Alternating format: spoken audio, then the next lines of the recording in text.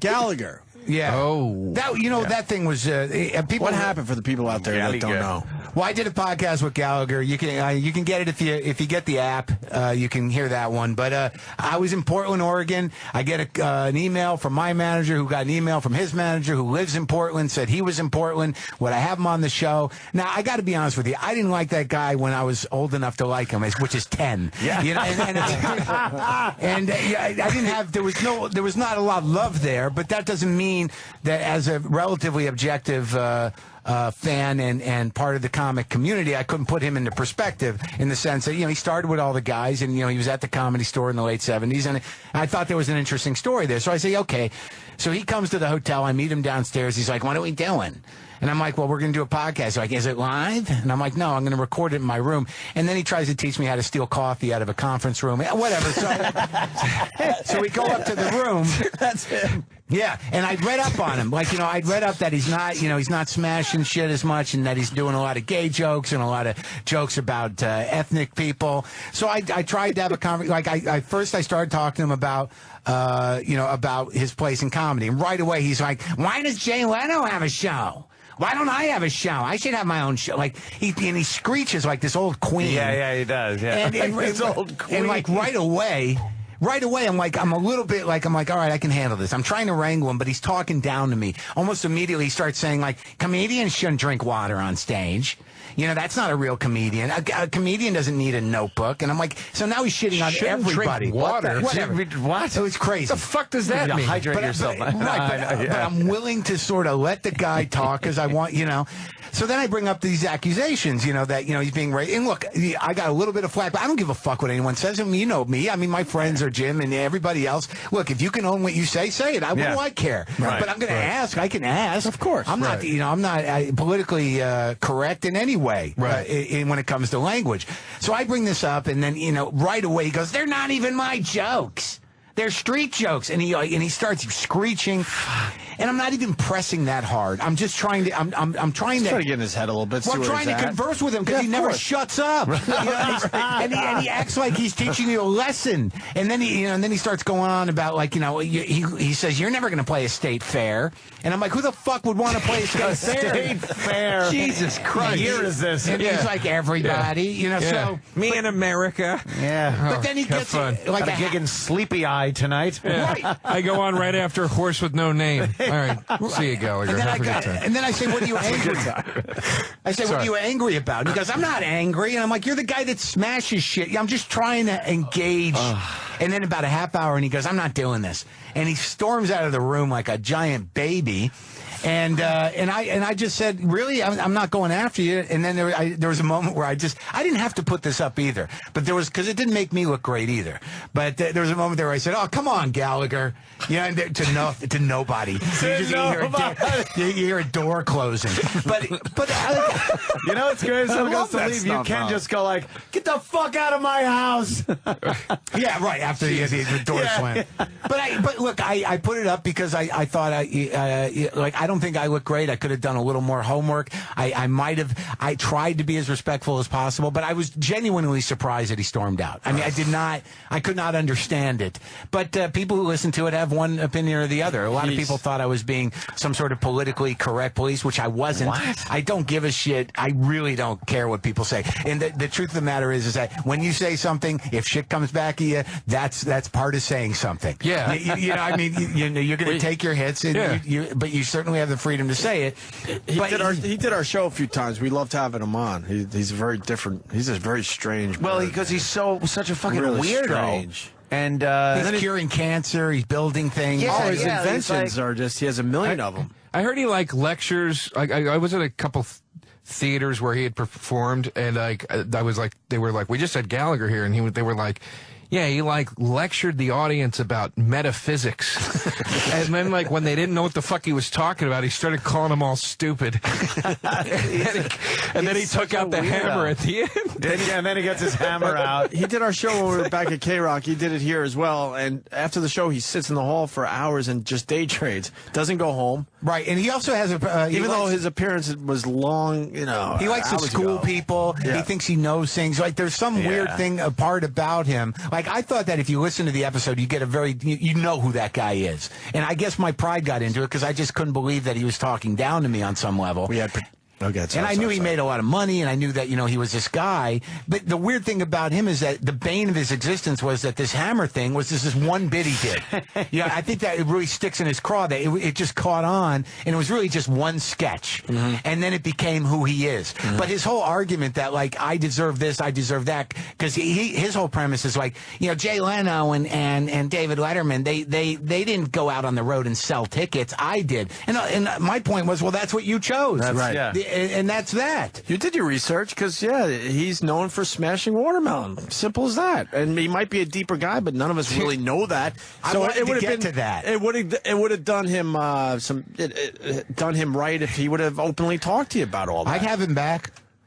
Yeah, why not? Because that's what people really think. He smashes shit. That's all we know. Well, I mean, that's why, and that's all we care about. And I think that's why he overcompensates with metaphysics and schooling people. And is that like he wants to be known as some sort of nuclear physicist? That's the word. He wants them to know he's smart, and that's the most dangerous thing a comedian could ever Look, have. I'm smart. Yeah, I'm smart too. I'm smart. I was passed over by. I'm not dumb like everybody thinks. Now let me get the hammer. We should get Roland in here because Roland says that Gallagher will never do our show again. Well, Patrice called him out, right?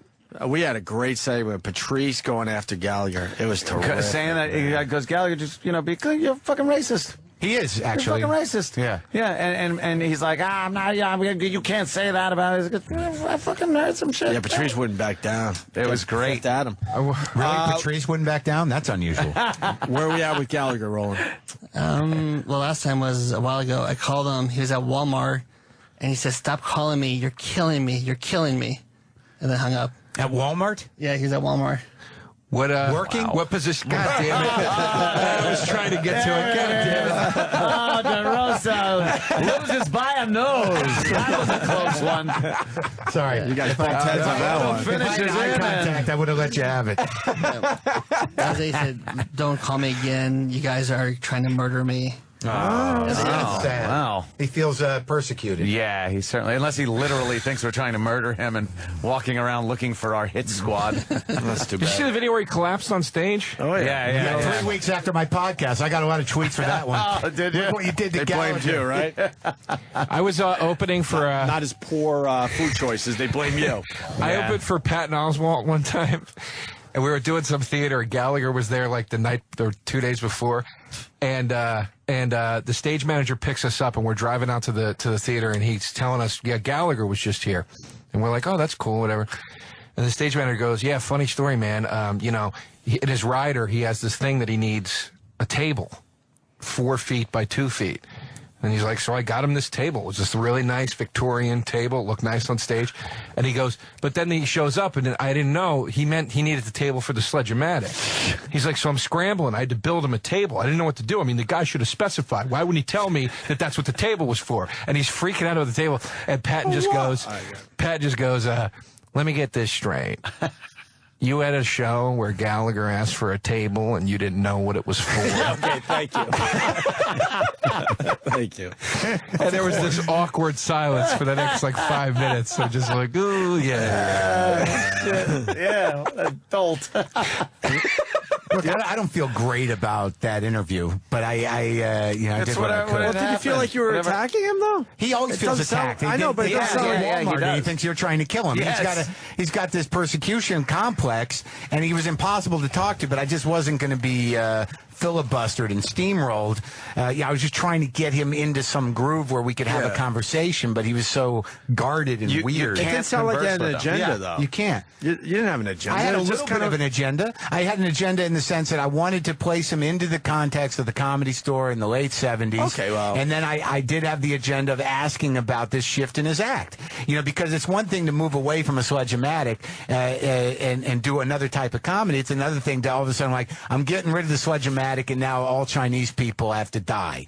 Yeah, I mean, and I'm not saying that that's his agenda, but I mean, it's a weird shift from the Sledge-O-Matic to, shitting on lesbians, Chinese people, gay people, and then saying like, well, yeah, I have a few black people at my show, so I don't do that.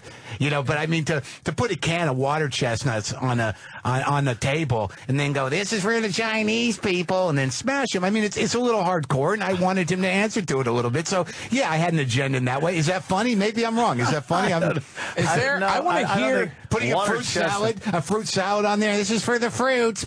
Yeah, I mean, okay, it's still the phlegmatic, but I mean, it's a little bit. Well, the number one fruit is the watermelon. So that's right. You know. Oh boy. Yeah. Think about it. That could Is go there wrong. are there I want to hear like a clip of racist Gallagher. I've never heard it. Is that something that's out there somewhere? No, it's alleged. I think we It's pushed, alleged I think we that pushed him in he's- that direction. He's a sort little bit. of racist. There's an article in The Stranger. If you Google The Stranger, which is a Seattle paper, and Gallagher, that was the article I read. And my biggest mistake was not actually, I didn't have the examples in front of me. So it was sort of general, you know, and that kind of pissed me off. If I would have just said, you know, what about this joke? But he still says, like, there's street jokes, and I understand that. But my issue is that if whatever's left of his audience, whatever's left of the people that still hold on to him as a great entertainer from when they were 11. Yeah, and now that they're still showing up, and he is, you know, slamming Asians, Right. and it's a little odd. Yeah, where does that come from? That was my only question. It wasn't like you shouldn't say that.